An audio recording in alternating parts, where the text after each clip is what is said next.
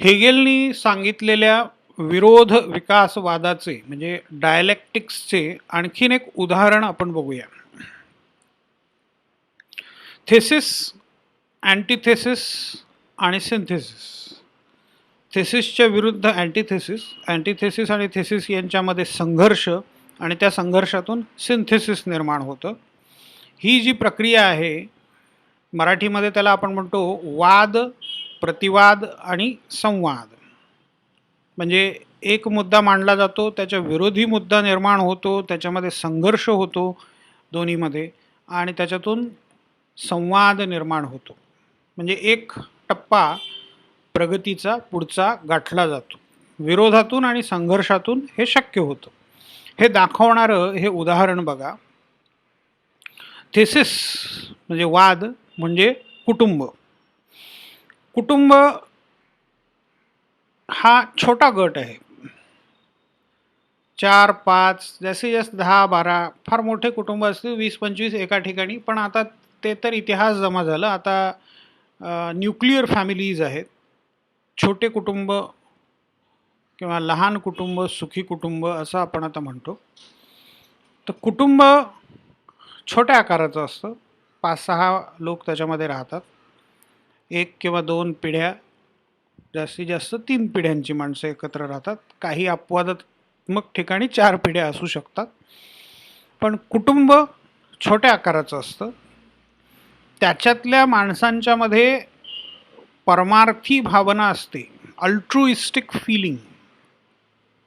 कुटुंबामध्ये तुमच्या कर्तृत्वावर आधारित तुम्हाला मोबदला मिळत नाही.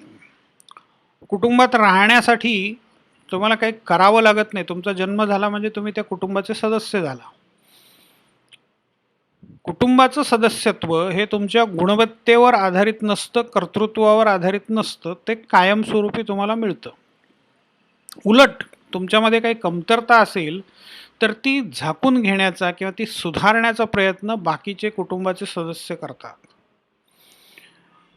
म्हणजे तुम्ही आजारी पडलात तर कुटुंबाचे सदस्य असं म्हणणार नाहीत की तुमचं काम तुम्हीच करू जाणे.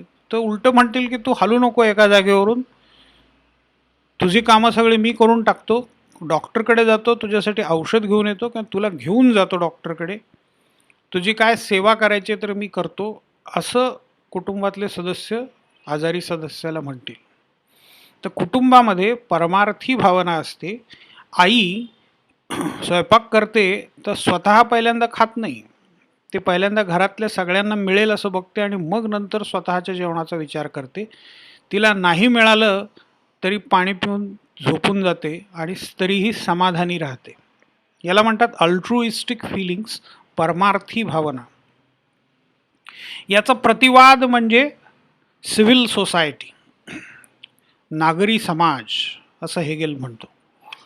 नागरी समाजामध्ये आकारमान मोठं आहे, परंतु स्वार्थी भावना आहे. नागरी समाज हा मुळातच स्वार्थावर आधारित आहे.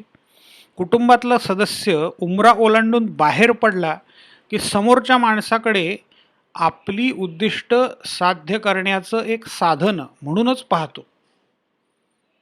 कुटुंबातल्या सदस्यांसारखं तो त्याच्यावरती लिमिटलेस लव्ह ज्याला म्हणतो आपण, मर्यादा कुठल्याही न ठेवता प्रेम तो करत नाही.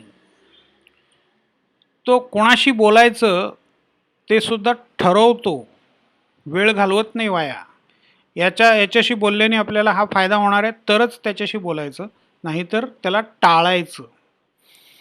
त्याचा अडथळा येत असेल तर त्याला दूर कसं करायचं, असले सगळे विचार, कट कारस्थानं, कपट, हे सगळं सिव्हिल सोसायटीमध्ये आल्यानंतर त्याच कुटुंबातल्या माणसाच्या डोक्यामध्ये येतात. सिव्हिल सोसायटीमधले सगळे संबंध हे व्यवहारावर आधारित आहेत, शुष्क आहेत. त्याच्यामध्ये ओलावा नाही आहे भावनेचा. पण त्याच्यात फरक एवढाच आहे की आकारमान मोठा आहे, सर्वसमावेशकता आहे, पण दोष मोठा आहे, स्वार्थ. मग हेगेल असं म्हणतो की या दोन व्यवस्थांमध्ये संघर्ष होईल आणि जे सिंथेसिस निर्माण होईल ते म्हणजे राज्यसंस्था. राज्यसंस्थेचा प्रभाव जेव्हा वाढत जाईल त्यावेळेला मग सिव्हिल सोसायटी त्याचा जे दोष आहे तो निघून जाईल आणि कुटुंबातला जो दोष आहे तो पण निघून जाईल आणि एक मोठा असा समाज राज्यसंस्थेने नियंत्रित केलेला, मग नियंत्रण पण फारसं गरजेचं राहणारच नाही, कारण प्रत्येक माणूस सुज्ञ असेल, त्याला नियंत्रण करण्याची गरजच राहणार नाही. प्रत्येक माणूस पहिल्यांदा दुसऱ्याचा विचार करेल, म्हणजे कुटुंबामध्ये जशी भावना असते तशी भावना दुसऱ्या माणसाबद्दल प्रत्येकाची असेल. आकारमान मोठा असेल म्हणजे सर्वसमावेशक असेल तो गट, तर ही जी काही डेव्हलपमेंट झाली, हा जो काही विकास झाला, हा विरोध विकासवाद, विरोधातून विकास झाला, संघर्षातून विकास झाला, हे हेगेलच्या बाबतीमध्ये आपल्याला पाहायचं होतं. हेगेलचा हा मुद्दा थोड्याफार फरकाने वापरून मार्क्सनी डायलेक्टिकल मटेरियलिझम आणि हिस्टॉरिकल मटेरियलिझम स्पष्ट केलेलं दिसतं. त्याच्या म्हणण्यानुसार एक एक स्टेप पुढे जात जात शेवटी साम्यवादी व्यवस्थेकडे समाज जाईल, जिथे कोणताही वर्ग असणार नाही, सगळे दुसऱ्याचा विचार पहिल्यांदा करतील. आता ते आपल्याला पुढच्या भागामध्ये थोडक्यात पाहायचंच आहे. कार्ल मार्क्स संबंधाने हे आपलं सलग तिसरं लेक्चर. पहिले 2 भाग पाहण्यासाठी खाली 2 लिंक्स दिलेल्या आहेत. आता या लिंक्स या व्हिडिओमध्ये ॲक्टिवेट होणार नाहीत, त्याच्यासाठी तुम्हाला एक वेगळा PDF फाईल पाठवली आहे वेगळी. त्या फाईलवरती पहिल्या स्लाईडमध्ये क्लिक केल्यानंतर तुम्हाला भाग 1 आणि भाग 2 पाहता येईल. म्हणजे बऱ्याच जणांनी पाहिलं आहे, पण ज्यांनी पाहिलेलं नसेल त्यांच्यासाठी या लिंक्स आहेत. भाग 1 आणि भाग 2 पाहून मगच तिसऱ्या भागाकडे या, नाही तर फारसं कळणार नाही. मागच्या भागामध्ये आपण वर्गसंघर्ष कसा कसा होत गेला, ऐतिहासिक भौतिकवादाच्या माध्यमातून मार्क्सने ते कसं सांगितलं होतं ते वर्णन केलं. त्याचं हे एका टेबलमध्ये त्यांनी रूपांतर केलेलं आहे की सुरुवातीला काय होतं तर प्रिमिटिव्ह कम्युनिझम, तिथे क्लासेस नव्हते, संघर्ष नव्हता. ऑप्रेसिंग क्लास, ऑप्रेस्ड क्लास म्हणजे शोषक आणि शोषित. स्टेज म्हणजे अवस्था. प्रिमिटिव्ह कम्युनिझम म्हणजे आदिम साम्यवाद. त्याच्यानंतर गुलामगिरीची अवस्था, सरंजामशाही, भांडवलशाही, आणि पुढचे 2 भाग जे आहेत ते आज आपल्याला पाहायचे आहेत, समाजवाद आणि साम्यवाद. तर गुलामगिरीच्या अवस्थेमध्ये गुलाम आणि मालक, सरंजामशाहीच्या अवस्थेमध्ये जमीनदार आणि शेतमजूर, फ्युडालिझम लँड ओनर्स सर्व्स, कॅपिटलिझम भांडवलवाद, बुर्झवा आणि प्रोलेटरिएट. प्रोलेटरिएट हा खास पुन्हा मार्क्सिस्ट शब्द आहे, कामगार.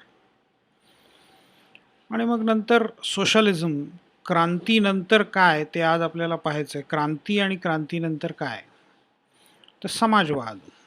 तिथे मग स्टेट मॅनेजर्स, अमेरिकन्स त्याला स्टेट कॅपिटलिझम असं टीकात्मक शब्द वापरतात, आणि वर्कर्स. आणि शेवटी येईल ते कम्युनिझम, वर्ग नाहीत, संघर्ष नाही. जिथून सुरुवात झाली तिथेच यायचं आहे, पण एवढ्या मोठ्या संघर्षातून जाऊन तिथेपर्यंत आपण पोहोचणार आहोत.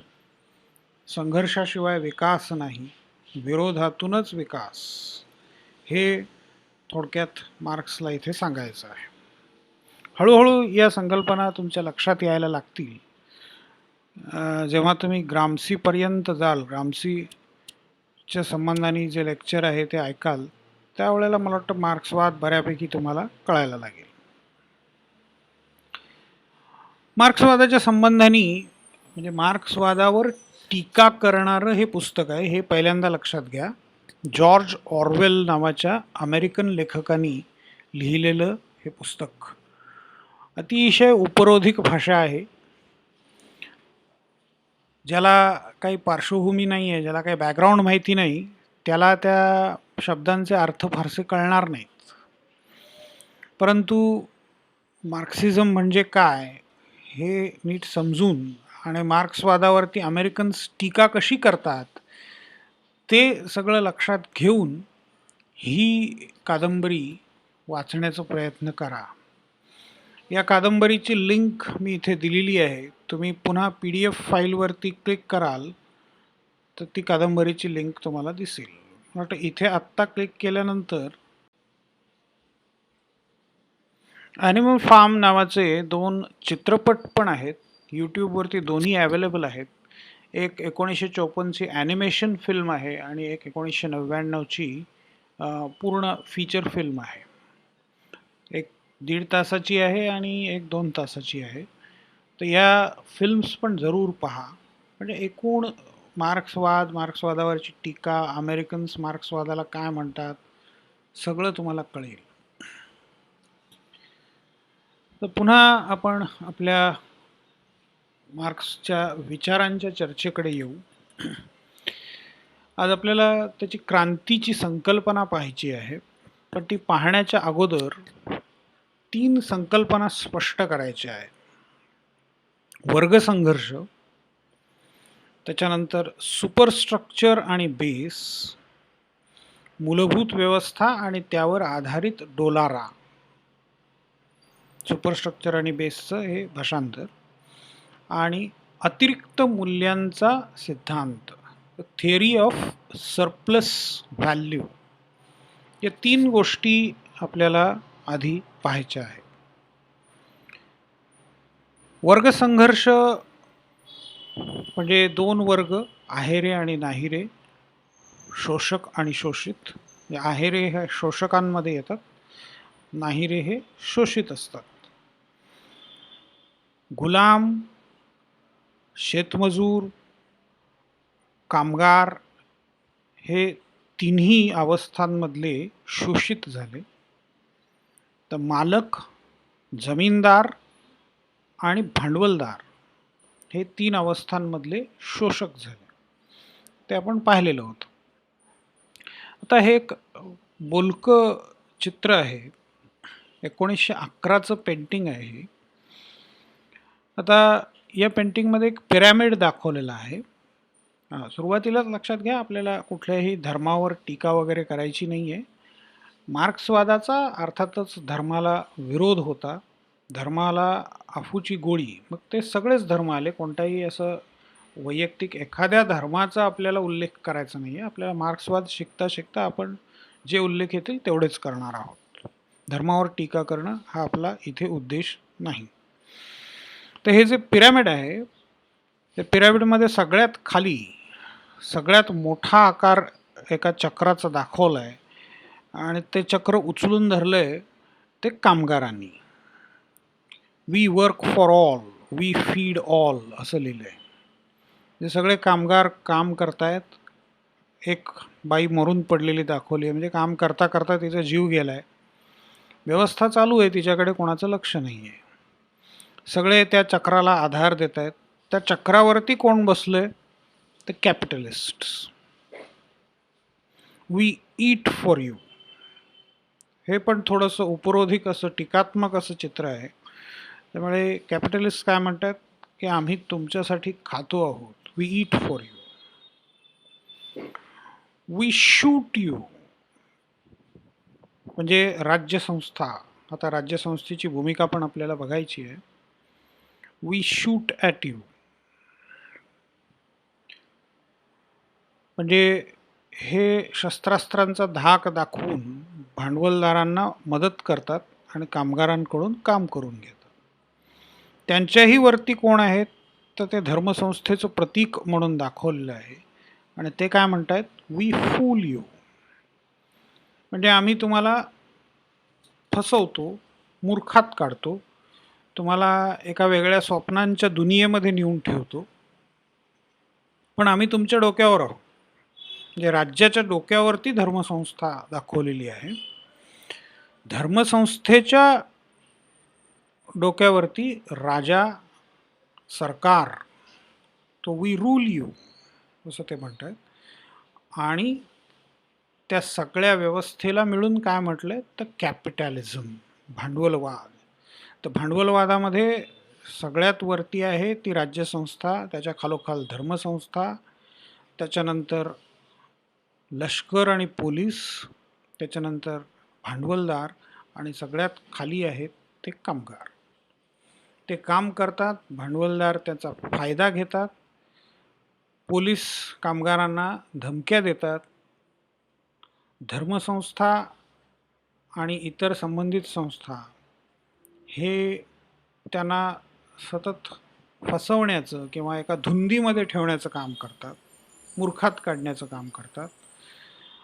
राज्यसंस्था या सगळ्यांवर राज्य करते आणि ही सगळी मिळून व्यवस्था जी आहे ती भांडवलशाही व्यवस्था आहे. तो वर्गसंघर्ष म्हणजे काय हे आता तुमच्या बऱ्यापैकी लक्षात आलेलं असेल. आहेरे आणि नाहीरे यांच्यामधील अटळ संघर्ष. अटळ का म्हटलंय? आता मालक आणि कामगार त्यांच्यामधील अटळ संघर्ष.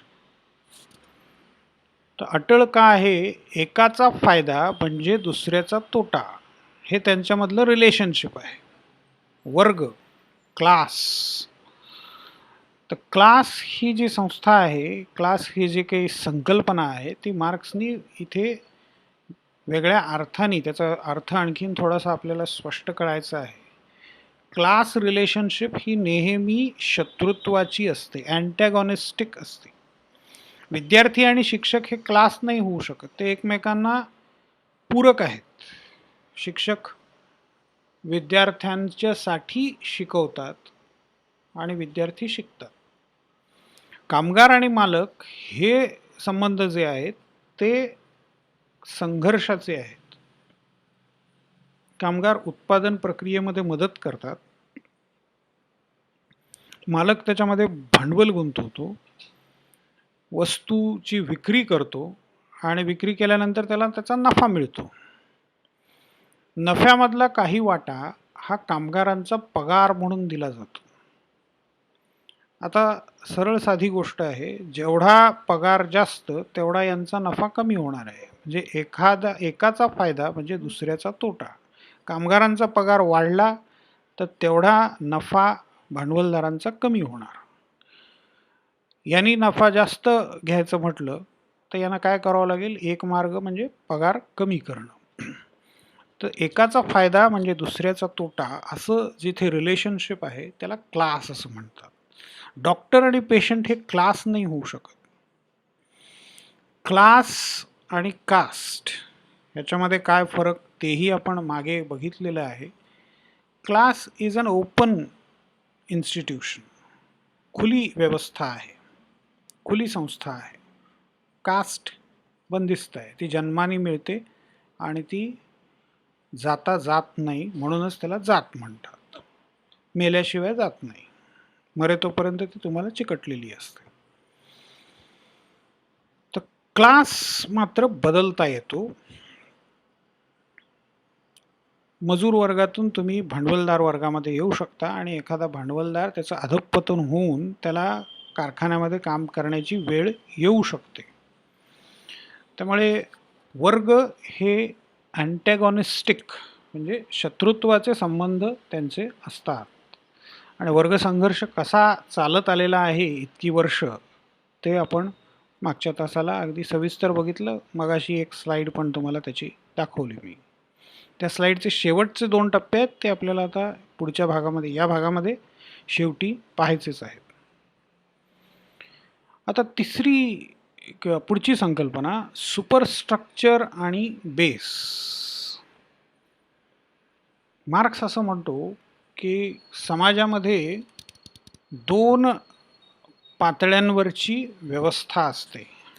एक वरचा डोलारा असतो म्हणजे एक सुपरस्ट्रक्चर असतं, आणि बेस म्हणजे आधारभूत किंवा मूलभूत व्यवस्था असते.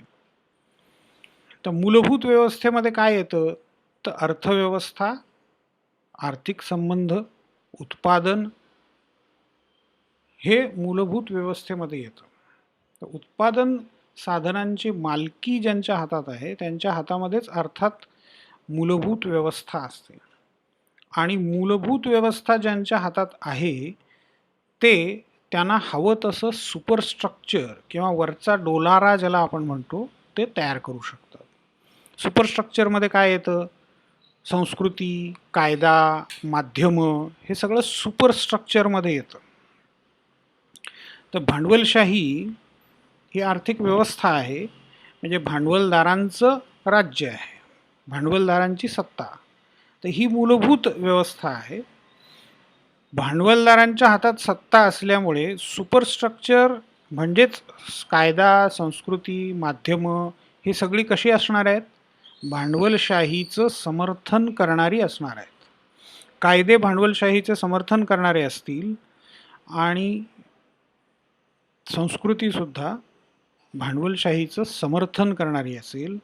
माध्यमं म्हणजे टेलिव्हिजन, रेडिओ हे सगळीकडे तुम्हाला दिसेल की भांडवलशाहीचा पुरस्कार करता. मी एक भाषण ऐकायला गेलो होतो य.दी. फडक्यांचं. य.दी. फडके मोठे राज्यशास्त्रज्ञ, मुंबई विद्यापीठ, पुणे विद्यापीठ इथे राज्यशास्त्राचे प्राध्यापक म्हणून त्यांनी काम केलं. प्रचंड लिखाण त्यांनी केलं, इतिहास संशोधन त्यांनी केलं. महान लेखक य.दी. फडके. तर य.दी. फडक्यांच्या त्या व्याख्यानामध्ये त्यांनी भांडवलवादावरती काही ते बोलले, टीकात्मक बोलले. दुसऱ्या दिवशीच्या न्यूजपेपरमध्ये मी जेव्हा त्या व्याख्यानाची बातमी वाचली,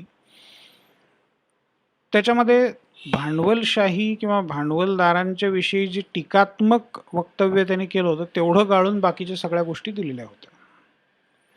म्हणजे व्यवस्था सध्या कोणाची आहे? तर ती भांडवलदारांची आहे, भांडवलशाही आहे.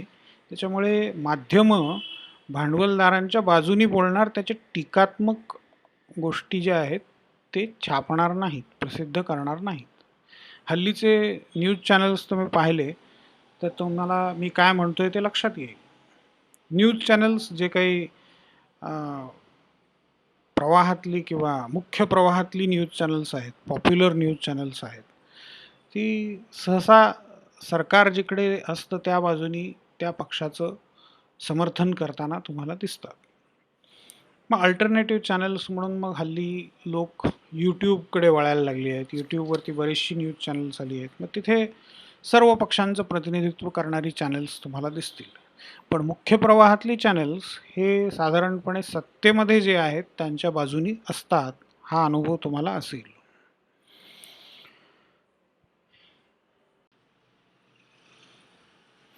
सुपरस्ट्रक्चर आणि बेस स्पष्ट करणारं हे चित्र पहा, म्हणजे आणखीन संकल्पना तुमची स्पष्ट होईल. बेसमध्ये त्यांनी काय दाखवलंय? Relations of production. Bourgeois exploits the proletariat. Means of production, all the things you need to produce, machines, factories, land, raw materials, etc., all owned by bourgeois. सुपरस्ट्रक्चरमध्ये काय काय येते ते पहा. Education, religion, family, mass media and politics. Everything not to do with production in society. उत्पादनाशी संबंधित जे नाही आहे ते सगळं हे सुपरस्ट्रक्चरमध्ये येतं. म्हणजे ह्या वरवरच्या गोष्टी आहेत, ह्या केव्हाही बदलता येतात किंवा बेस बदलला की हे आपोआप बदलतं, त्याच्यासाठी वेगळे प्रयत्न करण्याची गरज नाही आहे. मास मीडियाचं मी उदाहरण दिलं. पॉलिटिक्ससुद्धा बेसप्रमाणे चालतं. बेस जसा आहे, आधारभूत व्यवस्था जी आहे त्याच्याप्रमाणेच राजकारण असणार आहे, त्या प्रकारचंच शिक्षण दिलं जाणार. धर्म संस्थासुद्धा जो बेस असेल त्याला धरून चालतील. त्यामुळे बेस आपल्या हातात असणं हे केव्हाही कामगार किंवा ज्या वर्गाला सत्ता प्राप्त करायची आहे त्यांनी त्याचं भान ठेवलं पाहिजे. आता इथे मला एका मोठ्या नेत्याची आठवण येते आहे. त्यांनी भाषणांमध्ये मुंबईमध्ये जे सांगितलं ते त्यावेळेला प्रत्यक्ष पाहिलं होतं, ऐकलं होतं. 90च्या सुमाराला 90च्या दशकामध्ये हे कांशीराम आहेत. BSP ज्यांनी स्थापन केली, बहुजन समाज पक्ष. ते बहुजन समाज पक्षाचे संस्थापक नेते. महाराष्ट्रामध्ये, उत्तर प्रदेशमध्ये त्यांनी आपला बेस निर्माण केला. हे मूळचे पंजाबचे. उत्तर प्रदेशमध्ये BSPला काही काळानंतर सत्ता पण मिळाली. महाराष्ट्रात त्यांना आपला बेस वाढवायचा होता. दलित मतदारांसाठी, दलित मतदार हा मुख्यतः BSPचा बेस, आणि महाराष्ट्रामध्ये डॉक्टर बाबासाहेब आंबेडकरांचं कार्य, रिपब्लिकन पक्ष, त्याच्यामुळे महाराष्ट्रात एक पार्श्वभूमी आहे. त्यामुळे आपल्याला तिथे सत्ता ताब्यात घेतली पाहिजे, ह्या उद्देशाने त्यांनी मुंबईमध्ये काही व्याख्यानं दिली. तिथे जे काही मतं मांडली ती अर्थातच इथल्या राजकारणामध्ये न पटणारी, आणि त्याच्यामुळे मग त्यांचे आणि इथल्या नेत्यांचे काही संघर्ष पण झाले. त्यांनी एक मुद्दा असा मांडला की तुम्ही नामांतरासाठी एवढा वेळ का घालवता. नामांतर ही तशी साधी गोष्ट आहे. तुम्ही पहिल्यांदा सत्ता प्राप्त करा आणि मग तुम्हाला जे बदलायचे ते नाव बदला, जे लावायचे ते नाव लावा ज्या विद्यापीठाला. त्यांनी हा पण एक मुद्दा मांडलेला होता की पुणे विद्यापीठ त्याचं पण नामांतर केलं जावं. ते आता झालेलं दिसतं. आणि दुसरा एक मुद्दा त्यांनी तिथे मांडलेला होता की फुल्यांचं नाव हे मंडईला का द्यायचं. फुल्यांचं नाव हे विद्यापीठाला दिलं पाहिजे. 90च्या दशकामध्ये त्यांनी हा मुद्दा तिथे मांडलेला होता. पण त्यांचा मुख्य मुद्दा हा की नामांतर हा मुख्य मुद्दा होता कामा नये. मार्क्सच्या भाषेत बोलायचं तर ते सुपरस्ट्रक्चरचा भाग आहे, तो बेसचा नाही आहे. बेस म्हणजे काय, तर तुमच्या हातामध्ये सत्ता असली पाहिजे. तर ती सत्ता पहिल्यांदा मिळवा. अर्थात इथे ते आर्थिक बाबी किंवा उत्पादन साधनं असा उल्लेख करत नाही आहेत. ते एवढंच म्हणतात की सत्ता, निवडणुकीच्या माध्यमातून सत्ता मिळवायची. उदाहरण समजण्यासाठी म्हणून मी तुम्हाला सांगितलं. उत्तर प्रदेशमध्ये त्यांनी तेच करून दाखवलं. सत्ता मिळवली आणि नंतर मग कित्येक शहरांची नावं बदलली, कित्येक विद्यापीठांना आंबेडकरांचं, फुल्यांचं, शाहूंचं नाव दिलं, शहरांना दिली. अर्थात तिथे ते राजकारण खूप वेगळ्या पद्धतीने होत गेलं. सुपरस्ट्रक्चरला जास्त महत्त्व आलेलं दिसतं. जे कांशीरामनी जे ओळखलं होतं ते त्यांच्यानंतर, कांशीराम आता हयात नाही आहेत, तर त्यांच्यानंतर सगळ्यांनी ते ओळखलंच असं नाही आहे. तर मला वाटतं तुम्हाला सुपरस्ट्रक्चर आणि बेसचा सिद्धांत स्पष्ट झाला असेल. वर्गसंघर्ष आणि सुपरस्ट्रक्चर आपण पाहिलं. आता अतिरिक्त मूल्यांचा सिद्धांत पाहायचा. Theory of surplus value. अतिरिक्त मूल्य, आता हे काय प्रकार आहे. उदाहरण साधं घेऊया आणि समजून समजण्याचा प्रयत्न करूया. एक ओनर आहे, मालक आहे, त्याच्याकडे काही लाकडं आहेत, म्हणजे कच्चा माल आहे.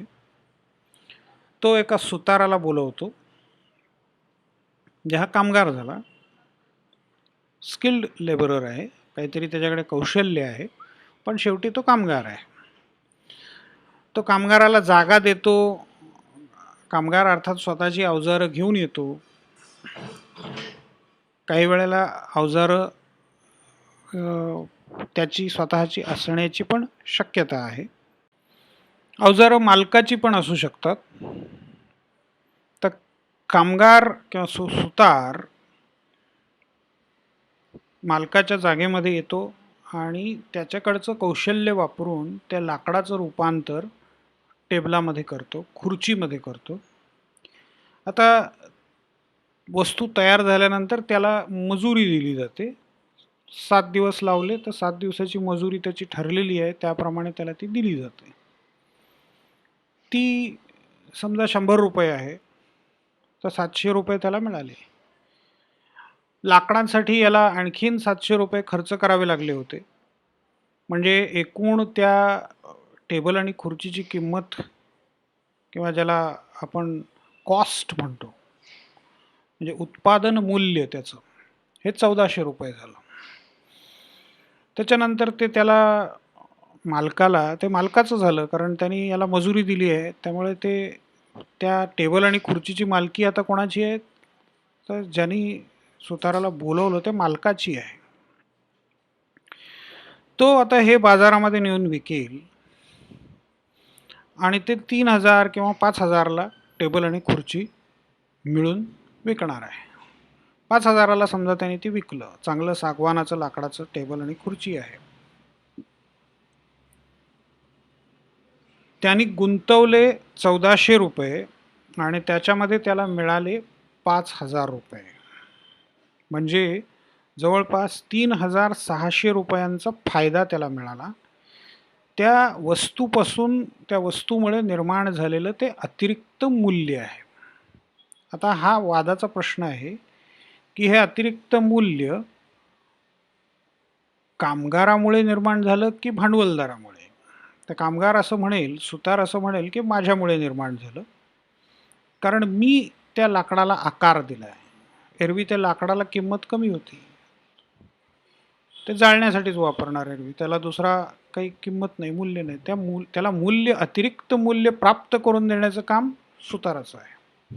भांडवलदार असं म्हणेल की सुताराकडे कौशल्य आहे हे खरं आहे, पण मार्केटमध्ये त्याची मागणी आहे हे लक्षात घेऊन मी सुताराला बोलावलं, त्याला अवजारं दिली, त्याला जागा दिली आणि काम करायला वेळ दिला. मी भांडवल गुंतवलं म्हणून त्याला काम करता आलं.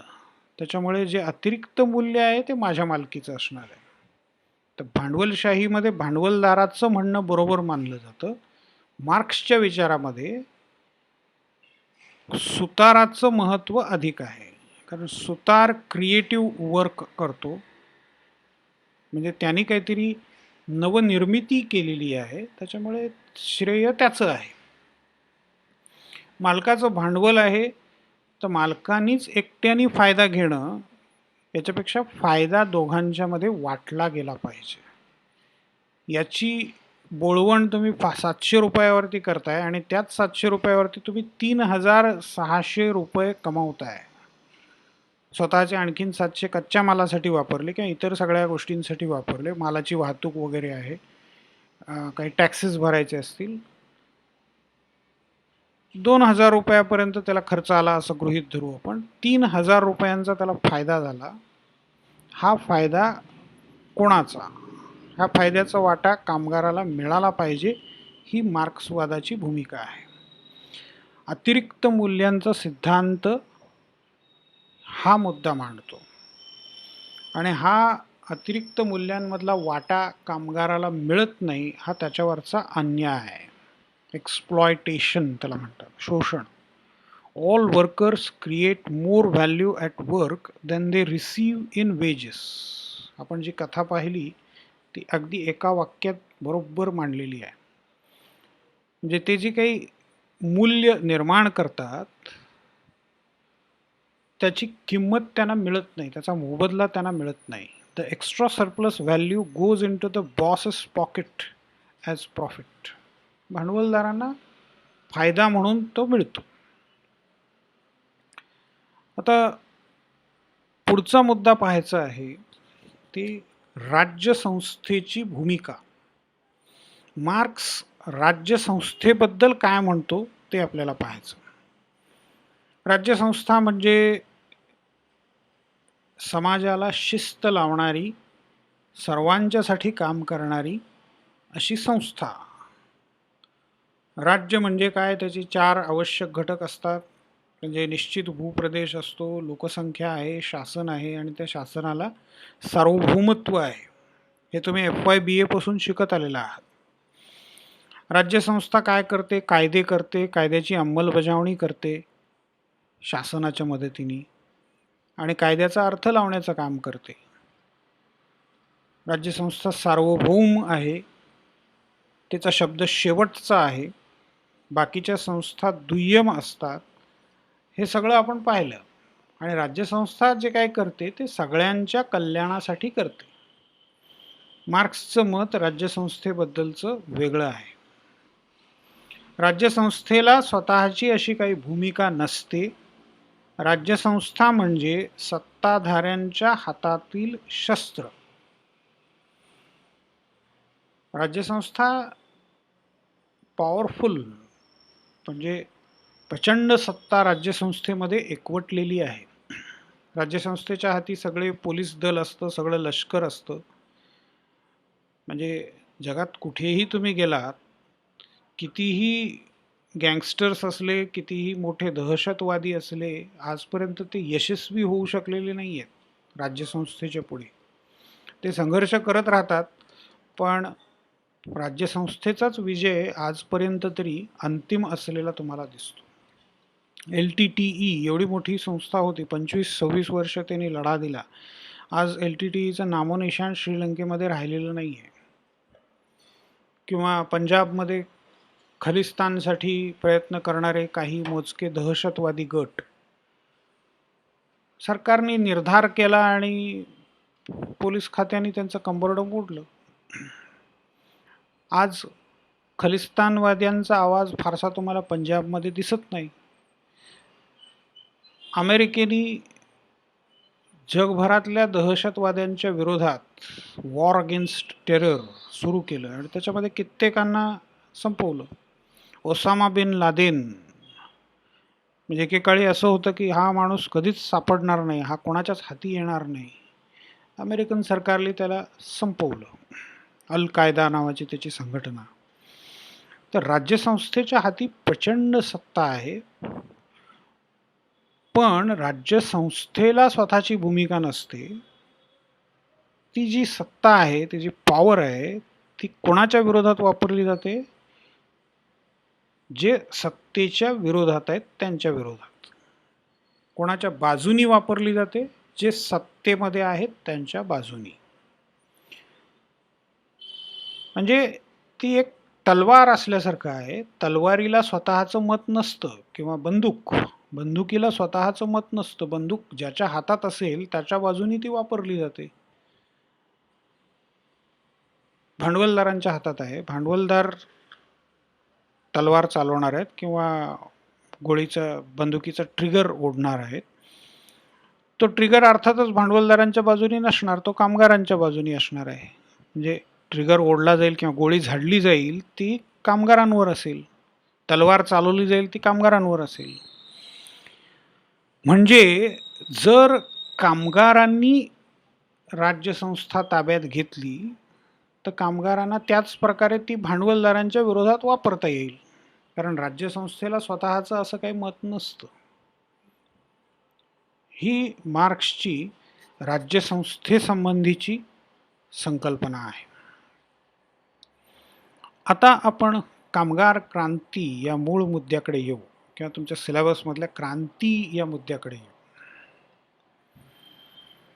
तर कामगार क्रांती याच्यासाठी भांडवलशाही ही सर्वार्थाने योग्य व्यवस्था आहे असं मार्क्स सांगतो.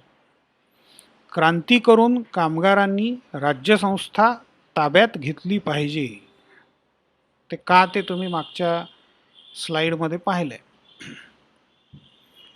आता पुढे जाण्याच्या अगोदर क्रांती आणि उत्क्रांती याच्यातला थोडासा फरक आपण बघूया. क्रांती आणि उत्क्रांती म्हणजे रिव्होल्यूशन अँड इव्होल्यूशन. क्रांती म्हणजे झपाट्याने होणारा बदल, आणि सहसा हा बदल हिंसेशिवाय होत नाही, त्यामुळे सहसा हिंसक बदल. फ्रेंच राज्यक्रांती, रशियन राज्यक्रांती आणि अमेरिकन राज्यक्रांती. हे पेंटिंग पहा, फ्रेंच राज्यक्रांतीमधलं आहे. लोक बंदुका, काठ्या, लाठ्या घेऊन राजवाड्यावरती हल्ला करायला चाललेले आहेत. राजवाड्यावरून सुद्धा प्रतिकार होतोय. हे अमेरिकन राज्यक्रांतीमधलं एक चित्र आहे. जॉर्ज वॉशिंग्टनचं पेंटिंग आहे. जॉर्ज वॉशिंग्टन, अमेरिकन झेंडा तुम्हाला दिसतोय, अर्थात तो त्यावेळचा झेंडा आहे. ब्रिटिश सैनिकांच्या विरोधात लढतायत. ब्रिटिश सैनिक लाल कपड्यांमध्ये तुम्हाला दिसतात, ते मारले गेलेले आहेत. शेवटी अमेरिकनांचा अर्थातच याच्यामध्ये विजय झाला. फ्रेंच राज्यक्रांतीमध्ये सुद्धा जनतेचा विजय झाला आणि हे रशियन राज्यक्रांती संबंधाने पेंटिंग आहे, फोटो आहे, हा लेनिनचा फोटो आहे आणि हे त्याचे समर्थक. तर हे तिन्ही झपाट्याने झालेले हिंसक बदल, त्यामुळे यात ही तिन्ही उदाहरणं आहेत ती क्रांतीची उदाहरणं आहेत. आता हे जे उदाहरण आहे ते उत्क्रांती किंवा इव्होल्युशन, म्हणजे डायनासॉर पासून ते आजच्या माशापर्यंत कसं रूप बदलत गेलं ते तुम्हाला एकेका टप्प्यावर दिसतं. म्हणजे हे इव्होल्युशन अतिशय संथपणे होत राहतं. म्हणजे आपण झाडाचं उदाहरण पाहिलं ते एका लाईफ स्पॅनमधलं आहे, पण हे जे उदाहरण आहे ते पिढ्यानपिढ्या इव्होल्युशन कसं होत चाललेलं आहे त्याचं उदाहरण आहे. डार्विननी इव्होल्युशनचा सिद्धांत मांडलेला होता, उत्क्रांतीचा सिद्धांत मांडलेला होता. माकडापासून माणूस झाला तर ही डार्विनची थिअरी. तर डार्विनच्या थिअरीचं तुम्ही माकडापासून माणूस कसा झाला तेही इथे दिसतं. म्हणजे इथून याच्यावरून तुम्हाला उत्क्रांती म्हणजे काय याचा अर्थ अगदी स्पष्ट झाला असेल. म्हणजे हे थोडंसं विनोदी अंगाने मांडलेलं चित्र आहे. बॅक्टेरियापासून आपली सुरुवात झाली, माकडाचा माणूस आणि माणसाचा बिथोवन झाला असं तो म्हणतोय. म्हणजे उत्क्रांती तिथे परिपूर्ण झाली. बिथोवन हा महान युरोपियन संगीतकार होता. पुन्हा थोडं विषयांतर किंवा वेगळे संदर्भ आले तर पुन्हा आपल्या पहिल्या विषयाकडे येऊ. कामगारांनी क्रांती करायची. क्रांती कशासाठी करायची? तर पॉवर टू द वर्कर्स, सत्ता मिळवण्यासाठी क्रांती करायची. तर कामगार क्रांती. भांडवलशाही ही क्रांतीसाठी अत्यंत अनुकूल परिस्थिती. ते का अनुकूल ते आपण पाहिलं.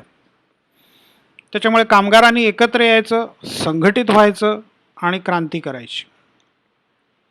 भांडवलदारांच्या हातून सत्ता ताब्यात घ्यायची. कामगारांची हुकुमशाही प्रस्थापित करायची आणि मग या हुकुमशाहीच्या माध्यमातून राज्यसंस्थेचा वापर करून समाजवादी समाजव्यवस्था निर्माण करायची. समाजवादी समाजव्यवस्था, समाजवाद म्हणजे मार्क्सच्या दृष्टीने काय ते इथे स्पष्ट होईल. तर कामगारांची हुकुमशाही असेल, कामगारांच्या हातामध्ये सत्ता असेल, सर्व उत्पादन साधनं सरकारच्या मालकीची असतील, म्हणजे जमीन, कारखाने, बँका किंवा भांडवल सर्व हे सरकारच्या ताब्यात असेल. सर्व उत्पादन साधनांचं व्यवस्थापन त्यांनी करायचं आहे. म्हणजे शेती कशी करायची, कोणी नांगर चालवायचा, कोणतं पीक घ्यायचं, ते पिकाचं त्याची विक्री कुठे करायची, त्याचं वितरण कसं करायचं, त्याला किंमत काय द्यायची, कोणत्या किमतीला ते ग्राहकाला विकायचं, हे सगळं सरकारने ठरवायचं. तर सर्व उत्पादन साधनांचं व्यवस्थापन शासनाने करायचं. खाजगी मालकी हा प्रकारच असणार नाही. आता हे थोडंसं पचायला जड आणि पटायला जड आहे, पण मार्क्सनी ही थिअरी मांडली आहे एवढं निश्चित की खाजगी मालकी हा प्रकारच असणार नाही. कोणाच्याही मालकीची जमीन असणार नाही, कोणाच्याही मालकीचा कारखाना असणार नाही, सगळे कामगार असतील. म्हणजे या समाजवादी समाजव्यवस्थेमध्ये एकच वर्ग असेल, ओन्ली वन क्लास. आणि तो वर्ग कोणता? तर कामगार वर्ग. आता आहे रे आणि नाही रे असा प्रश्न शिल्लक राहणार नाही. आहे रे असणार नाही आणि नाही रे पण असणार नाही. आहे रे असणार नाही याचं कारण खाजगी मालकी नाहीच आहे. त्याच्यामुळे आहे रे कोण आहे तर राज्यसंस्था आहे. राज्यसंस्थेच्या ताब्यामध्ये सगळी साधनसंपत्ती जाणार आहे. नाही रे वर्ग असा काही प्रश्न आता शिल्लक राहणार नाही, कारण राज्यसंस्थेच्या अधीन तुम्ही जाणार आहात. राज्यसंस्था तुमच्या भल्यासाठी आता काम करणार आहे. आता ती भांडवलदारांच्या ताब्यात नाही आहे, आता ती कामगारांच्या ताब्यात आहे. त्याच्यामुळे नाही रे असं कोणी असण्याचा प्रश्नच येत नाही आहे. त्यामुळे एकच वर्ग असेल तो म्हणजे कामगार वर्ग. मग प्रत्येकाने नेमून दिलेलं काम करायचं आणि त्याला जितका मोबदला मिळेल तेवढा घ्यायचा. भांडवलशाहीचं समूळ उच्चाटन करायचं. म्हणजे सरकार हे लक्ष देईल या गोष्टीकडे की भांडवलदार शिल्लक राहणार नाही, त्यांच्याकडून त्यांची साधनसंपत्ती सगळी ताब्यात घ्यायची आहे. आता अर्थात आपलं स्वतःच्या मालकीचं काही असेल, जमीन आहे, कारखाना आहे, भांडवल आहे, ते स्वखुशीने कोणी देणार नाही. मग तिथे संघर्ष करावा लागेल. आणि मग या संघर्षामध्ये हिंसेचा वापर जरी करावा लागला, जबरदस्तीचा वापर जरी करावा लागला, तरी तो करावा असं मार्क्स सुचवतो. आणि त्यामुळेच मार्क्सवादावरती प्रचंड टीका पण होते. आणि त्यामुळेच भांडवलदार माणूस जो आहे तो कधीही मार्क्सवादी होऊ शकत नाही, हे लक्षात घ्या. कारण सरळ सरळ त्याचा अर्थ असा होतो की भांडवलदाराने विरोध केला तर त्याला संपवून टाका. म्हणजे जो भांडवलदारांना संपवण्याचा विचार मांडतो त्याचा विचार भांडवलदार कधीही स्वीकारणं शक्य नाही. जसं आपण एंगल्सच्या बाबतीमध्ये म्हटलं, एंगल्सनी कामगारांच्या बाबतीत जे म्हटलं होतं ते वाचलं होतं, आपण पाहिलं होतं की कामगारांच्या विरुद्ध अशी ही समाजव्यवस्था आहे, या समाजव्यवस्थेतून कामगारांना काहीही फायदा होणार नाही, तर ते त्या समाजव्यवस्थेचा मान का ठेवतील किंवा ती जपण्याचा प्रयत्न का करतील. तसंच इथे आहे की मार्क्सवाद जर असं म्हणत असेल की भांडवलदारांना संपवणं हे उद्दिष्ट आहे, जो कोणी आडवा येईल, जो कोणी विरोध करेल, त्याला गरज लागली तर हिंसेचा वापर त्याच्या बाबतीत करा. त्यामुळे कुठलाही भांडवलदार कधीही मार्क्सवादी होणं शक्य नाही. तर एकच वर्ग असेल, भांडवलशाहीचं समूळ उच्चाटन होईल आणि मग जी प्रक्रिया सुरू होईल त्याला तो नाव देतो withering away of the state. Withering away म्हणजे राज्यसंस्था नष्ट होत जाणं. तर विदर म्हणजे काय याचा जरा अर्थ आपण बघूया. आता हे डिक्शनरीमध्ये दिलेला अर्थ, टू बिकम ड्राय अँड सॅपलेस. म्हणजे एखादं फूल जसं होतं की ते पहिल्यांदा उमलतं, मग ते ताजंतवानं असतं, त्याचे रंग खुलतात आणि मग नंतर ते हळूहळू कोमेजत जातं. मुरझाना असं म्हणतात हिंदीमध्ये त्याला. तर ते कोमेजून जातं, वाळतं आणि मग ते काळं पडतं आणि त्या झाडावरूनही खाली पडतं. तर विदर अवे म्हणजे असं या प्रकारे नष्ट होत जाणं. सॅपलेस म्हणजे तुम्ही हळूहळू दुर्बल होत जाता, तुमची मस्क्युलर पॉवर जी आहे ती कमी होत जाते. पुढचा अर्थ बघा तुम्ही की to lose vitality, force and freshness. म्हणजे एखादा माणूस अशक्त होत जातो किंवा एखादा प्राणी, त्याला खायला प्यायला मिळालं नाही किंवा काही व्याधी जडली तर तो असा अशक्त होत जातो, त्याला सॅपलेस असं म्हणतात. म्हणजे त्याच्या अंगामध्ये ताकद उरत नाही आणि मग एके दिवशी तो संपतो. त्याला withering away of the state असं म्हणतात. आता ह्या गुगल ट्रान्सलेटमध्ये याच्या संबंधाने काय दिलं तेही पहा.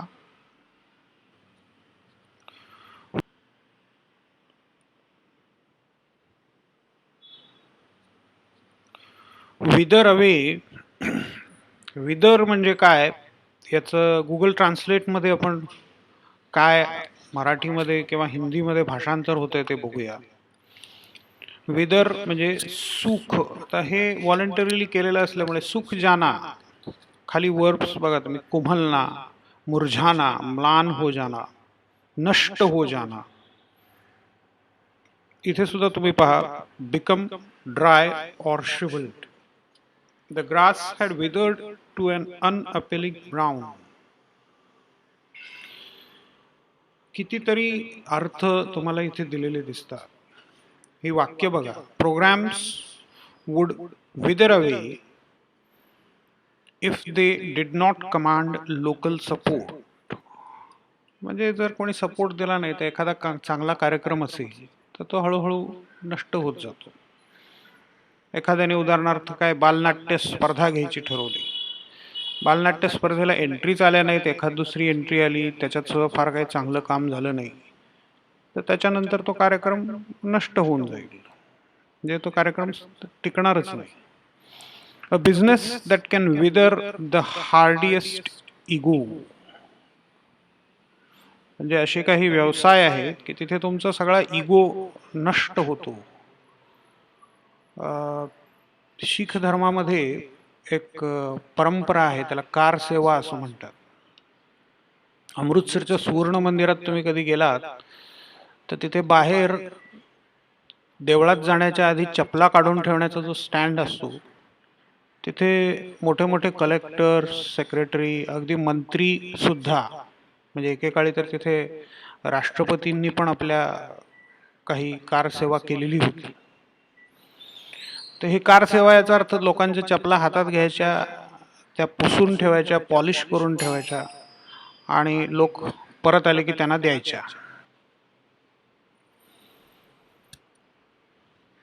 हे करत असताना आपोआपच तुमचा सगळा इगो, स्वाभिमान किंवा दुराभिमान जो काही असेल तो सगळा नष्ट होत जातो. तर असे काही व्यवसाय किंवा काही कृती आहे की ज्याच्यामुळे तुमचा इगो काही शिल्लक राहू शकत नाही.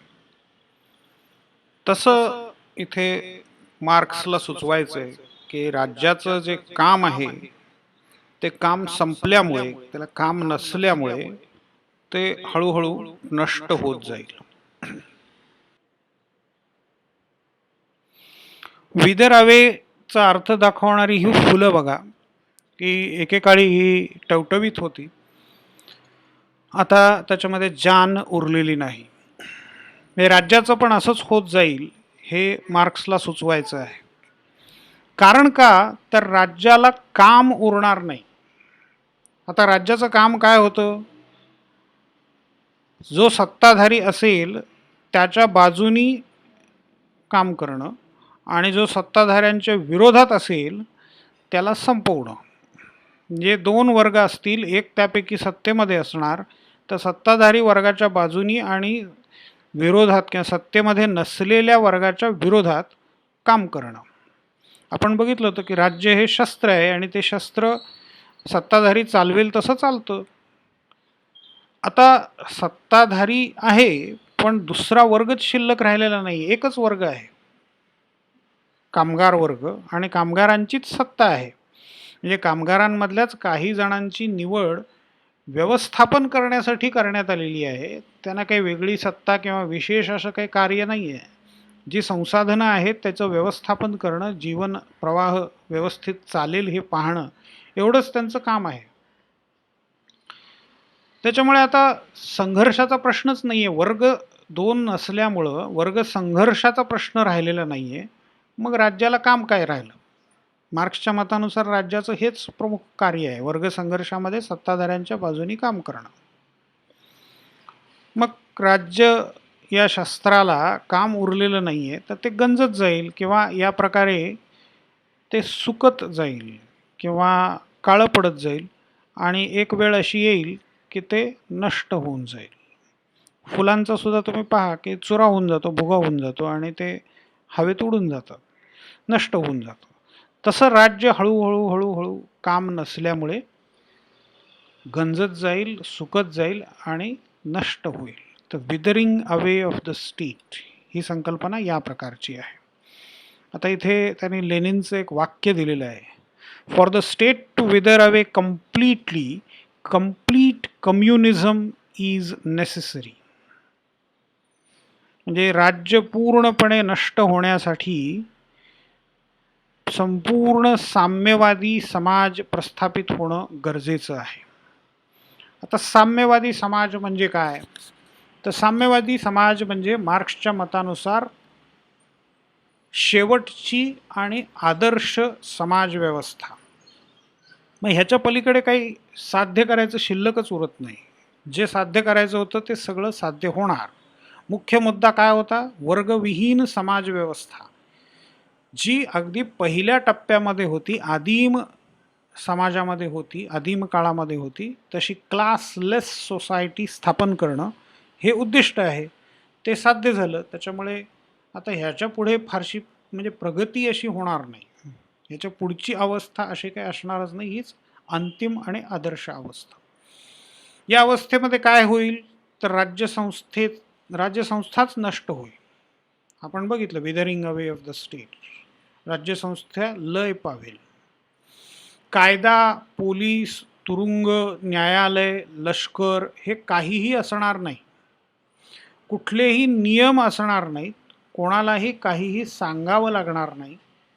प्रत्येकजण मुळात दुसऱ्यावर आपल्या भावासारखं, आपल्या कुटुंबाच्या सदस्यासारखं प्रेम करेल. प्रत्येकजण कुठलीही कृती करताना पहिल्यांदा दुसऱ्याचा विचार करेल. माझ्या कृतीमुळे दुसऱ्याला काही त्रास होणार नाही ना. त्रास होत असेल तर ती कृती तो करणार नाही, किंवा मग दुसऱ्याला समजावून सांगून त्याचं संमती मिळवून सहमतीने तो काम करेल. ज्याला जितकं जमेल तितकं, म्हणजे अगदी हात राखून असा अर्थ होत नाही त्याचा, जमेल तितकं शक्य तितकं काम माणसं करतील. कारण आपलाच समाज आहे, आपलंच कुटुंब आहे, आपलंच त्याच्यामध्ये हित आहे, ही त्यांची मूळ भावना असेल.